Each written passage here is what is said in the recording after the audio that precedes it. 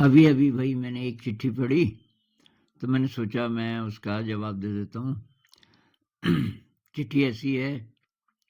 Dear Guruji, I am reaching out to share some personal reflections and seek your guidance based on your own experiences. Lately, I've been struggling with a constant fear regarding the state of the world, specifically the corruption, hatred, and selfishness that seem so prevalent. It creates a deep sense of uncertainty about how I can survive and thrive while simply following my interest and staying true to myself.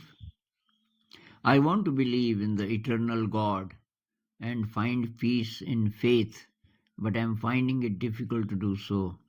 I was hoping you could share your insights on how to build that kind of faith and how to raise one's energy so that we can navigate these challenges safely. तो ये कि बहुत ज़्यादा डर लगता है, मतलब दुनिया की जो हालत है, कोई भी सेंसिटिव इंसान होगा उसको डर तो लगेगा कि इतना करप्शन है, इतनी वायलेंस है, इतनी सेल्फिशनेस है।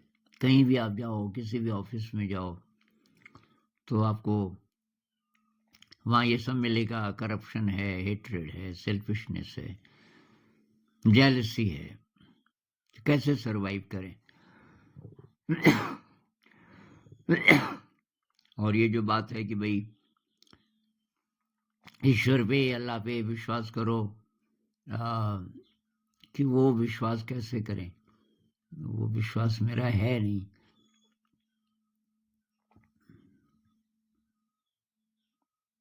और क्या आप अपने अनुभवों से बताइए। तो एक तो यार मेरे पिताजी की कहानियां, मैं तो उन्हीं को गुरु मानता हूँ। अब जब बात चलती है ना, लोग पूछते हैं भाई आपके गुरु कौन थे, और मैं पीछे देखता हूँ जिंदगी में तो कोई ऐसा तो कोई गुरु मेरा था नहीं, कोई एक। बहुत लोगों से सीखा, लेकिन सबसे ज्यादा पिताजी से सीखा। और तब मैं बहुत छोटा था, क्योंकि जब मैं 13-14 साल का था तब तक तो उनकी डेथ हो गई थी, और उस समय मैं वहाँ था भी नहीं, मैं दूर कहीं शहर में था, पढ़ाई कर रहा था। तो उनके अंदर डर नहीं था, वो बड़े बड़े रिस्क ले लेते थे इस विश्वास के सहारे। तो इसमें भाई एक बात है, अगर आपके अंदर कोई सेल्फिश मोटिव है तो आपका विश्वास बहुत स्ट्रांग हो नहीं पाएगा। जब तक आपकी ये प्रार्थना नहीं होती, thy will O God not mine be done, हे ईश्वर तेरी इच्छा पूरी हो, मेरी नहीं। अब तेरी इच्छा पूरी हो ये तो बहुत लोग बोल देते हैं, लेकिन मेरी इच्छा पूरी न हो, ये बोलने की हिम्मत जिसमें है तभी विश्वास आएगा। मेरी नहीं क्यों? कई लोग बोलते हैं ना कि मेरी इच्छा पूरी न हो। भाई मेरी इच्छा गलत भी हो सकती है, इसलिए। और अगर आप मानते हैं ईश्वर, अल्लाह, जो भी आपको हो, बड़ी शक्ति को मानते हैं, तो ये भी मानते होंगे कि उसी की इच्छा से होता है। ऐसा बोलते हैं ना कि अंत में होना वही है जो होना है। मतलब हम अपनी तरफ से अच्छे कर्म करेंगे, फिर भी जो होना है वही होना है, और उसी को हम परमात्मा की इच्छा बोल देते हैं। तो जब वही होना है जो परमात्मा चाहता है, तो फिर अपनी इच्छा करें ही क्यों? क्योंकि वही होना है। ये मेरे पिताजी का था। तो कहानियों से, मतलब रियल लाइफ की जो इवेंट्स है ना, उनसे इंसान बहुत सीखता है। तो मेरे पिताजी कह रहे थे, और ये बात है सेकंड वर्ल्ड वॉर के टाइम की। पहली बात तो वो जब आर्मी में गए, वो भी बहुत इंटरेस्टिंग कहानी है। तो उत्तराखंड में एक जगह है लैंसडाउन, किसी अंग्रेज ने ये नाम रखा होगा लैंसडाउन। काफ़ी ऊंचाई पे है, 6,500-7,000 फीट की ऊंचाई पर। देवदार के घने जंगल हैं। तो वहाँ एक फौजी सेंटर है और वहाँ ये नई भर्तियाँ हो रही थी आर्मी में। मेरे पिताजी पढ़े लिखे नहीं थे, किसी स्कूल नहीं गए थे और वे मजदूरी का काम करते थे। माता पिता चल बसे थे काफ़ी पहले, अकेले थे, 18-19 साल के हो गए होंगे और थे हट्टे कट्टे थे, काफ़ी लंबे चौड़े थे। और ये मजदूरी करते थे। फिर किसी ने बोला तेरा तो कद बहुत अच्छा है, मतलब एकदम हट्टा कट्टा है, तुझे आर्मी में जाना चाहिए और तेरे को ले लेंगे। उस जमाने में ऐसा नहीं था कि क्वालिफिकेशन भी होनी चाहिए, वो सिर्फ ये फिजिकली फिट है तो ये देखते थे। तो उन्होंने कहा ठीक है, तो लैंसडाउन चले गए। लैंसडाउन में जब वो लाइन में खड़े थे, किसी ने बोला तेरे को पता है अगर तो बर्मा जाएगा वहां भर्ती होगा तो 2 रुपये ज्यादा है सैलरी यहाँ की बजाय। अब उस जमाने में 2 रुपये बहुत ज्यादा होते थे। मतलब ये बात है ये बात है सेकंड वर्ल्ड वॉर से थोड़ा पहले की। अब बताओ 2 रुपये की क्या कीमत होती होगी। तो बस वो लाइन से हट गए। उन्होंने कहा कहाँ ये बर्मा, जिसको आजकल म्यांमार बोलते हैं ना उसको बर्मा बोलते थे। तो उन्होंने कहा बर्मा बहुत दूर है, बहुत ज़्यादा दूर है, पूरा यहाँ से भारत को क्रॉस करके फिर कलकत्ता आएगा, फिर और आगे। उन्होंने कहा कहीं भी हो मैं वहीं जा रहा हूँ। और जो लड़का कभी गांव छोड़कर गया नहीं था इतनी दूर, अकेला वो चल पड़ता है, तो बहुत बड़ी बात है। और पैसे हैं नहीं तो पता नहीं कैसे, ये मैं पूछ नहीं पाया। कई बातें मुझे अब ये महत्वपूर्ण लगती हैं कि मुझे पूछना चाहिए था आप गए कैसे। बीच बीच में आप रुके होंगे कुछ और फिर काम किया होगा, तब किराया जुटाया होगा, ऐसा कुछ रहा होगा शायद। क्योंकि कहाँ म्यांमार उस जमाने में जो फास्टेस्ट भी ट्रेन थी वो बहुत स्लो होती थी। खैर, तो वहाँ गए, वहाँ भर्ती हुए, वहाँ के 2 रुपये ज़्यादा था, सैलरी ज़्यादा थी। तो एक और उनकी कहानी ये मैं सुना चुका हूँगा कि ये लड़ाई चल रही थी और ये इन्फेंट्री में थे, वो जो लैंड मतलब जमीनी लड़ाई, तो उनके पास वो राइफल होती होगी और 3 दोस्त के हम एक साथ थे। गोलियां बरस रही थी, कभी भी किसी पे भी लग सकती है। हम तीनों दोस्त के एकदम एक साथ चल रहे थे और इतने में कि क्या हुआ कि जो बीच वाला था दोस्त, उस पे गोली लग गई, वो भी सिर पे, तुरंत मर गया। अब उसको था घड़ी का बहुत ज़्यादा शौक, ये जो रिस्ट वॉच होती है बीच वाला, तो उसने एक बहुत ही ज़्यादा एक्सपेंसिव घड़ी खरीदी थी, वो उसकी कलाई पे थी उस समय। तो पिताजी कहते हैं यहाँ पे मैं था, यहाँ पे वो था जिस पे गोली लगी, यहाँ पे मेरा दोस्त था। दोस्त ने देखा, उसको चेक किया, वो मर चुका था। दोस्त ने फटाफट उसकी घड़ी उतारी। पिताजी ने कहा ये क्या कर रहा है, अरे यार ये तो मर ही गया। अब बहुत जल्दी मतलब उनको एक एक टीम होती थी जो मरे हुओं को ले जाती थी कि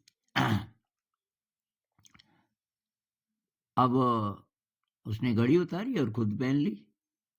पिताजी ने कहा ये तो यार इंसल्ट है, जो आदमी मर जाता है उसकी चीजें तो उसके साथ, कई लोग कि भाई जब उसके साथ जानी चाहिए, और तू उसकी घड़ी ले रहा है। अरे यार की प्रैक्टिकल बात यह है कि वो तो गया, अब ये घड़ी क्यों बर्बाद करें, घड़ी में ले लेता हूं। अब पिताजी ने कहा कि तुझे कैसे विश्वास है तू जिंदा रहेगा, मान लीजिए तेरे पे भी गोली लग गई तो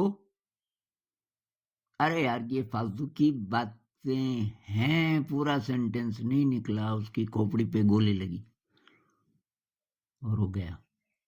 और पिताजी कहते हैं मैं हिल गया, क्योंकि मैंने यही बोला था कि मौत कभी भी आ सकती है, तुझे घड़ी की चिंता है। तो पिताजी का जो फेथ है ना, वो बहुत कमाल का था। और ऐसी ऐसी परिस्थितियों में उनका मतलब उन्होंने अपना टेस्ट लिया एक तरह से, या ऊपर वाले ने टेस्ट लिया। एक और रामलीला वाली कहानी मैं कई बार शेयर कर चुका हूँ कि वृंदावन से कोई टीम जाती थी रामलीला की, और एक महीना वो लोग रामलीला करते थे रंगून में। तो पिताजी उस समय रंगून वहाँ की बर्मा की राजधानी थी, अभी भी है शायद म्यांमार की। तो वहाँ ये ब्रह्मपुत्र नदी बहती है वहाँ से। तो पिताजी रोज जाते थे रामलीला, रात को होती थी, 9-10 बजे शुरू होती थी, 3-4 बजे ख़त्म होती थी। अब एक रात को क्या हुआ कि उनकी ड्यूटी लग गई ये रात की चौकीदारी में। 2 लोग होते थे, तो मेरे पिताजी और उनका एक दोस्त ही था, दूसरा सिपाही, दोनों की वो लग गई ड्यूटी कि आपको रात भर ये करना है, चौकीदारी। जो दूसरा था तो कहने लगा कि हाँ भाई साहब, आज तो नहीं जा सकते आप रामलीला देखने, आप बोल रहे थे कि मैं रोज जाऊंगा, आज तो नहीं जा सकते। तो पिताजी ने कहा तुझे कैसे पता कि मैं नहीं जाऊंगा? अरे की ड्यूटी है, वो चेक करने आएगा। रात 2 बजे अंग्रेज ऑफिसर चेक करने आता था रोज। तो पिताजी कहते हैं उनकी फौज के इतिहास में ऐसा कभी नहीं हुआ था कि कोई ना आया हो 2 बजे चेक करने। अंग्रेजों का टाइम था, कहते हैं कि बहुत स्ट्रिक्ट था कुछ मामले में। तो और अगर ये पाया गया कि कोई है नहीं ड्यूटी पे, तो सबसे पहले तो जेल होगी, उसके बाद जो भी होगा। उन्होंने कहा भी कुछ भी हो जाए, मुझे तो जाना है। अब कि जब तबला बजने लगा 9:30-10 बजे, उनके पास ये सितार होता था, तबला होता था, मतलब बहुत सारे इंस्ट्रूमेंट्स होते थे, बहुत कमाल का संगीत। संगीत मेरे पिताजी को बहुत अच्छा लगता था। और फिर रामलीला भी थी, तो श्रद्धा भी रही होगी। पिताजी ने अपनी राइफल उसको दी, यार इस राइफल को संभाल के रखना, अब मैं तो सुबह ही आऊँगा, 4:30-5 भी बज सकते हैं, पूरी रामलीला देख के आऊँगा, मैं तो जा रहा हूँ।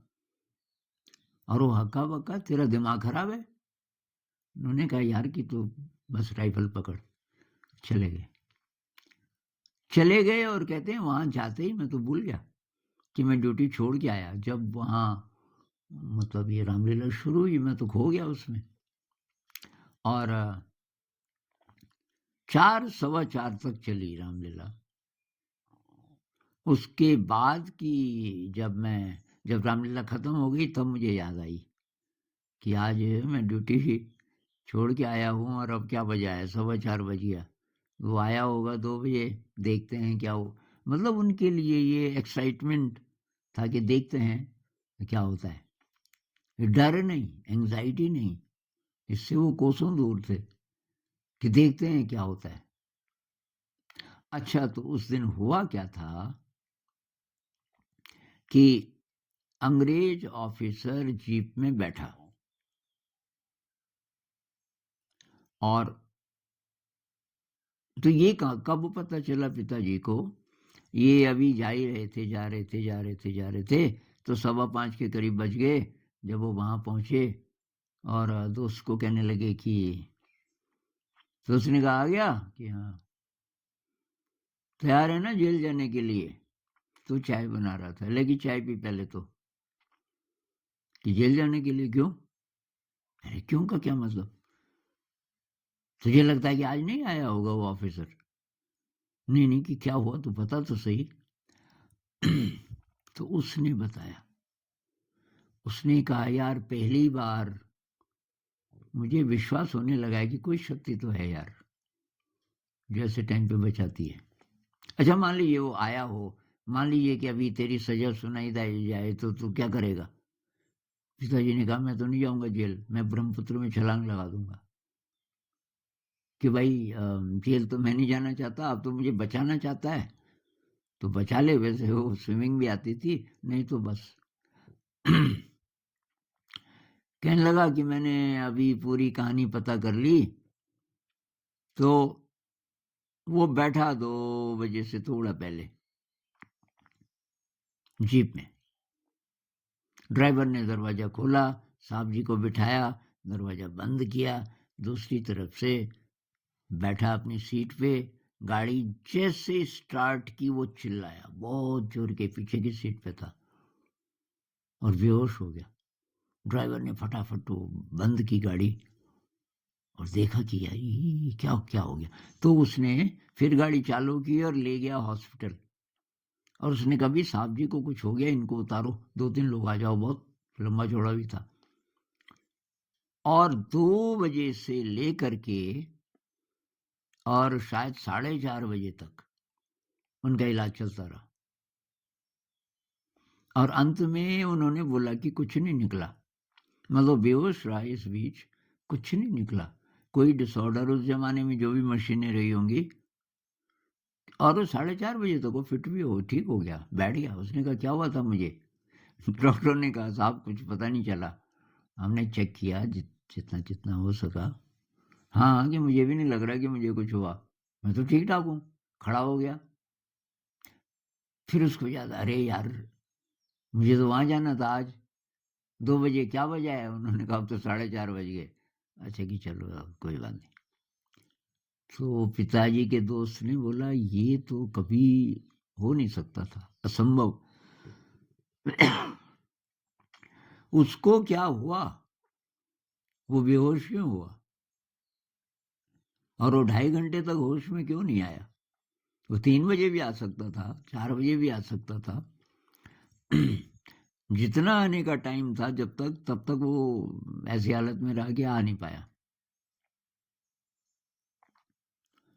तो यार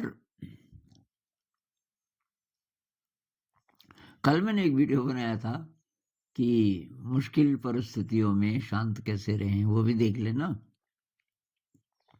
बात ये है कि अगर तो आप लालच से फ्री हैं, एक चीज़ है वो बहुत ज़रूरी है कि आपको फालतू का लालच नहीं है। ज़रूरत के लिए आप काम कर रहे हैं वो तो ठीक है, भाई नौकरी कर रहे हैं क्योंकि पैसा चाहिए, बाल बच्चे हैं, बाल बच्चे नहीं भी हैं तो जो भी खर्चा है, पैसा चाहिए आज के ज़माने में, इसलिए आप नौकरी कर रहे हो। ज़रूरत है, इसलिए नहीं कि लालच है। बहुत पैसा कमाना है, वो क्यों कमाना है भाई बहुत पैसा? अगर कोई उद्देश्य है आपका कि ज़्यादा पैसा कमा के मुझे शिक्षा व्यवस्था को बदलना है, मुझे कोई ऐसा अच्छा काम करना है, तो भी ठीक है।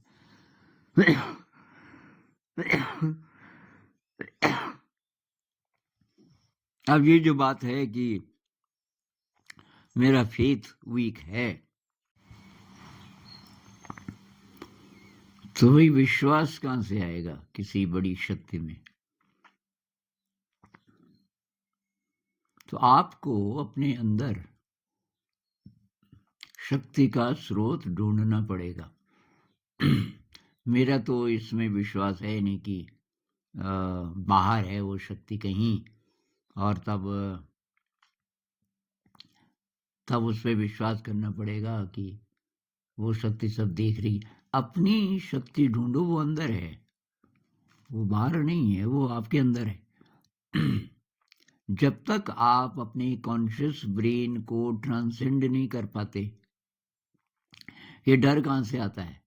कॉन्शियस ब्रेन से, नोन से, जो जो आप जानते हो, और जो जो जानते हो वो अच्छा है नहीं, क्योंकि ये दुनिया की जो तस्वीर आपके मन में है, और एक्चुअल भी है काफ़ी हद तक, ये तो हो ही रहा है। कि सेल्फिशनेस है वगैरह वगैरह। कहीं मर्डर हो रहे हैं, कहीं बलात्कार हो रहे हैं, लड़ाइयाँ चल रही हैं, लोग मर रहे हैं रोज, ऐसी दुनिया में कैसे जिए। तो भाई अपनी शक्ति ढूंढो और आप शायद चेंज कर सकते हो दुनिया को। बात ये नहीं है कि मैं सेफ जगह में कैसे चला जाऊं और मुझे विश्वास हो किसी शक्ति पे ताकि मैं अपनी जिंदगी, छोटी सी जिंदगी जरा ठीक ठाक जी पाऊं। इतना काफी नहीं है। मैं कैसे चेंज ला सकूं? अंधेरा है, चारों तरफ अंधेरा ही अंधेरा नजर आ रहा है। क्या मैं लाइट बन सकता हूं? तो उदाहरण के लिए ना, आप किसी नए ऑफिस में गए जहां करप्शन है, बहुत ज्यादा रिश्वत वगैरह ली जाती है, लेकिन आप नहीं लेते।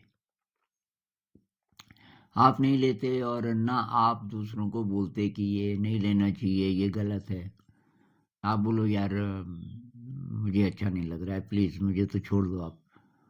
तो वो भी आपको छोड़ देंगे कि ये हार्मलेस है, ये कुछ तो बोल नहीं रहा, बेवकूफ है। और आपको बहुत सैलरी भी नहीं मिलती, आप काम बहुत बढ़िया करते हो, काम से जी नहीं चुराते। बाकी लोग कोशिश करते हैं कैसे छुट्टी ले लें, ये करें, उनको काम अच्छा नहीं लगता। लेकिन आपने ये जिम्मेदारी ली है तो आप पूरी लगन से काम करते हो। क्योंकि आपके अंदर एनर्जी बहुत ज्यादा है। तो कभी ना कभी ऐसा होगा, उस ऑफिस में से कोई तो होगा संवेदनशील। मान लीजिए 8-10 लोग हैं, उनमें से कोई आपके पास आएगा, आपसे दोस्ती करेगा। यार ये राज क्या है, तू तो शांत रहता है, खुश रहता है, काम बहुत करता है, पैसे का तुझे लालच नहीं है, तेरी सैलरी भी ज्यादा नहीं है, तो कभी नहीं बोलता कि प्रमोशन कब होता है और कैसा होता है यहाँ, क्योंकि ये नया आदमी है, न तो रिश्वत लेता। तो कुछ तो बात है। अब चेंज शुरू हो गया। इस एक व्यक्ति को आपने बदलना शुरू कर दिया और धीरे धीरे धीरे ये बढ़ेगा। तो आपको अपने अंदर ये शक्ति का स्रोत ढूंढना पड़ेगा। उसी के लिए मेडिटेशन है। आप ध्यान करो, विपश्यना ध्यान, क्योंकि मुझे वही विपश्यना ही आता है। मैंने उसी का अभ्यास किया। विपश्यना ध्यान का अभ्यास करो। थोड़ा ल्यूसिड ड्रीम अगर सीख सको तो बहुत बढ़िया, क्योंकि कई लोग तो बहुत जल्दी सीख जाते हैं। कौन कितनी जल्दी सीख पाएगा कह नहीं सकते। पर ये जो एक्सरसाइजेज हैं ल्यूसिड ड्रीम की, ये आप करोगे तो उससे अवेयरनेस बढ़ती है और वो ध्यान में मदद करता है। तो मेडिटेशन करो, और मेडिटेशन को सपोर्ट करने वाली चीजें बहुत जरूरी हैं। शील जरूरी है, चोरी नहीं करना, झूठ नहीं बोलना, हिंसा नहीं करना, नशा नहीं करना, ब्रह्मचर्य का पालन करना है। और पारमिताओं का अभ्यास करो, विनम्रता, कृतज्ञता, सेवा। तो धीरे धीरे आपके अंदर शक्ति बढ़ेगी। फिर बहुत सारी जो चीजें जो आपको व्याकुल कर देती थी, आप नई दृष्टि से देखने लगोगे। भाई humanity as a whole evolve कर रही है, पूरी मनुष्य जाति। कितने लोग हैं इस धरती पे? तो ज्यादातर लोग तो अच्छे हैं ना, ये बाहर आते हैं बहुत कम है उस हिसाब से। भाई कितने, 8 बिलियन लोग हैं अभी, 8 बिलियन लोग हैं। अगर इनमें से 2% भी बहुत ही गड़बड़ हो जाए तो पता नहीं क्या हो जाए। तो ये इवोल्यूशन का एक फेज है। इंसानियत इवॉल्व हो रही है और उसमें डिसऑर्डर भी आएंगे। Disorder is part of order. जब हायर ऑर्डर की तरफ कोई सिस्टम जाता है, बीच बीच में डिसऑर्डर्स आएंगे। ये वही है। अभी जो मनुष्य की कलेक्टिव कॉन्शियसनेस है, जो चेतना है पूरी मनुष्य जाति की इकट्ठी, अगर हम लें तो वो अभी उतनी ज़्यादा समृद्ध नहीं हुई कि उसमें ये जो हायर इमोशंस हैं ये ज़्यादा हों और जो लोअर इमोशंस हैं वो बहुत कम हों। तो बहुत सारे आम लोग जो कि क्राइम नहीं कर रहे हैं ठीक ठाक लगते हैं, ऊपर ऊपर से अगर अंदर देखें तो उनके अंदर भी ये सारा कुछ है। हम सब के अंदर पता नहीं कितने कितने दुर्गुण छुपे हुए हैं सूक्ष्म रूप में। तो वहां से काम शुरू करना है। दुनिया जितनी जितनी हमें गड़बड़ दिख रही है वो सारी गड़बड़ हमारे भी अंदर है। कैसे अपने अंदर की गड़बड़ को ठीक करें, क्योंकि उसका डायरेक्ट असर होता है बाहर। कैसे होता है थोड़ा बारीकी से आपको पहले अनुभव लेना पड़ेगा ना इसका। आप अपने अंदर ऐसे स्पेस में पहुंच जाओ जहां बहुत ज्यादा एनर्जी है, और तब उस एनर्जी से आप अपने को रिबिल्ड कर सकते हो। ये नेगेटिव इमोशंस ना आए। फियर भी वही है, एंजाइटी कहो, फियर कहो, ये नेगेटिव इमोशन है, और ये खत्म हो जाएगा। और असली फियर तो फिर डेथ का है ना। डेथ भी तो है, आ गया, आप कैसे भी जी लो, चलो आप ठीक ठाक जी गए, सिक्योर, आप आपका परिवार, लेकिन अब डेथ है तो वहां फिर डर लगेगा। तो डेथ का डर पहले ही खत्म हो जाए, ये हो सकता है ध्यान से। और नेगेटिव इमोशन को खत्म करते जाओ, खासकर राग द्वेष, ये लालच वगैरह, तृष्णा, बुद्ध जिसको तृष्णा बोलते हैं। जब हम अपने को ना भरने की कोशिश करते हैं कि मैं खाली खाली हूं, और पैसा आएगा, और इज्जत आएगी, और पावर आएगी, तो तब जाके मैं जरा ठीक हो जाऊंगा। ये है तृष्णा। छोड़ो, I am already powerful, I am already abundant. मैं तो पहले से विराट हूं, मैं पहले से अनंत इंटेलिजेंस का सोर्स हूं। ये भूल के नहीं होगा, ये थोड़ा सा एक्सपीरियंस लेना पड़ेगा। वो कब ले पाओगे? ये जो कॉन्शियस ब्रेन है, ये जो दिमाग हमारा डराता है ना, ये ऊपर ऊपर का है, बहुत कमजोर है, इसके पार जाना है। इसके पार कैसे जाएं? एक तो ध्यान में हम वही तो करते हैं। ध्यान में बीच बीच में ऐसे क्षण आते हैं कि आप हैं ही नहीं, टाइम और स्पेस के पार कहीं पहुंच गए, कुछ क्षणों के लिए सही। तो वो टेस्ट है, वो टेस्ट है। तो अल्टीमेटली फिर आपको विश्वास आना शुरू हो जाएगा कि आई एम प्योर कॉन्शियसनेस, मैं अनंत, अगोचर, अनादि, अखंड, जितने ये विशेषण है, अक्षय, जो जिसका कोई बिगिनिंग नहीं, जिसका कोई एंड नहीं, जो ऑल परवेसिव है, जो ऑल पावरफुल है, मैं वो हूं। अब ये फीलिंग कहां से आएगी? रियल, रियल मतलब विश्वास नहीं, फीलिंग। तो फीलिंग आएगी मेडिटेशन से। ध्यान का गहरा अभ्यास करो, और राग और द्वेष से फ्री होना है भाई। राग क्या होता है? अटैचमेंट, ये चाहिए, ये चाहिए, ये चाहिए। द्वेष क्या होता है? ये नहीं चाहिए, मुझे गरीबी नहीं चाहिए, मुझे दुख नहीं चाहिए, और ये नहीं चाहिए, वो नहीं चाहिए। तो जब आप ध्यान में गहरे जाना शुरू करोगे ना, तो एक्सेप्टेंस का भाव तब आता है, जैसा भी है। तेरे फूलों से भी प्यार, तेरे कांटों से भी प्यार। किसी ने कमेंट में कहा कि कांटों से प्यार कैसे हो सकता है? भाई एक्सेप्ट करना है। आपका बच्चा विकलांग पैदा हुआ तो क्या करोगे? अब प्यार नहीं है उससे। एक किसी परिवार में जानता हूं, एक ऐसा परिवार है, ऐसा बच्चा पैदा हुआ जिसको पानी में रहना बहुत जरूरी है।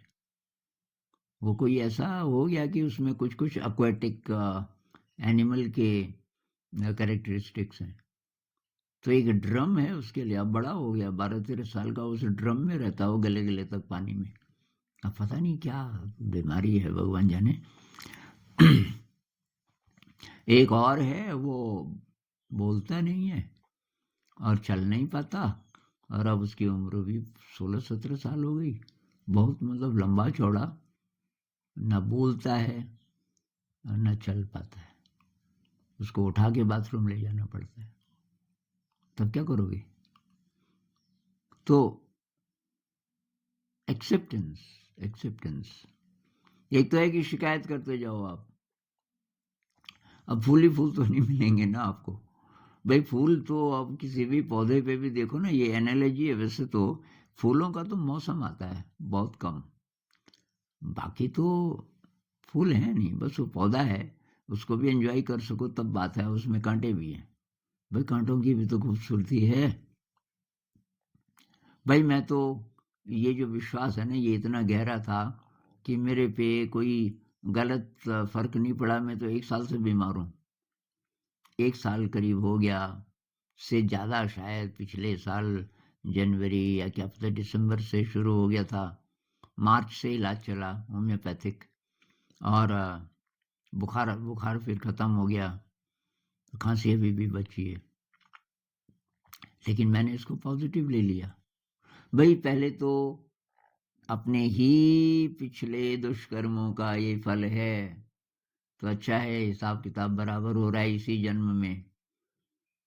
अगर मान लीजिए मैं ऐसे ही मर जाता ठीक ठाक रहते हुए, हेल्दी रहते हुए, तो अगले जन्म में, कई लोग कहते हैं ना कि इसी जन्म में क्यों नहीं।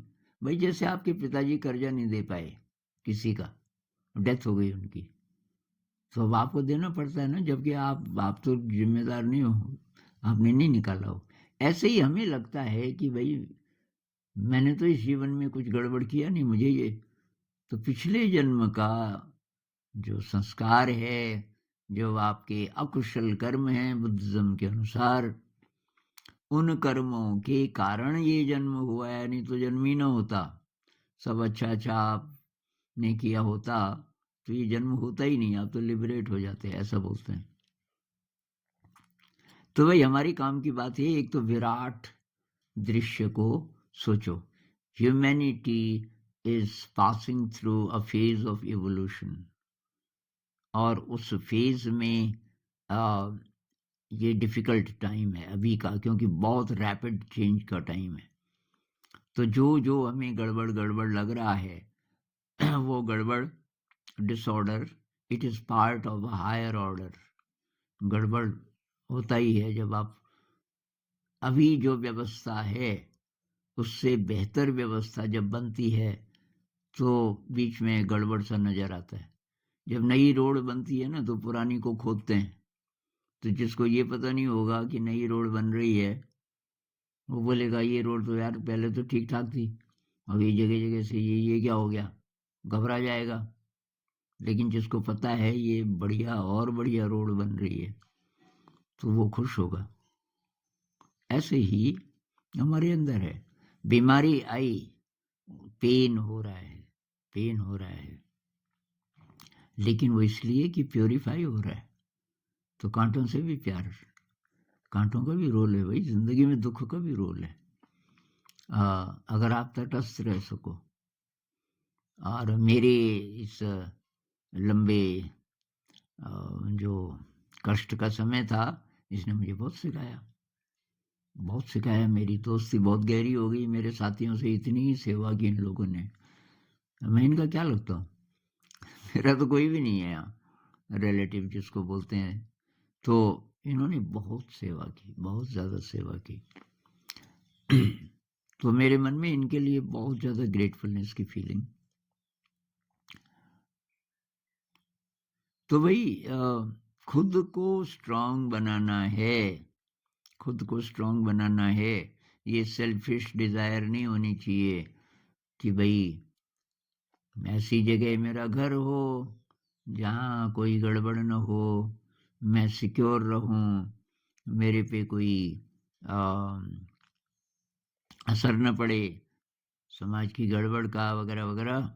इसकी बजाय शक्तिशाली बनूं, मैं किसी भी परिस्थिति में जो मेरे सामने आई गई घबराऊं नहीं, और इस काबिल बनूं कि मैं बदल सकूं यार इस दुनिया को, थोड़ा बहुत, थोड़ा बहुत, एक दो इंसानों को ही सही, एक आध व्यवस्था को ही सही, जो व्यवस्था गड़बड़ है, थोड़ा ना थोड़ा तो हो सकता है।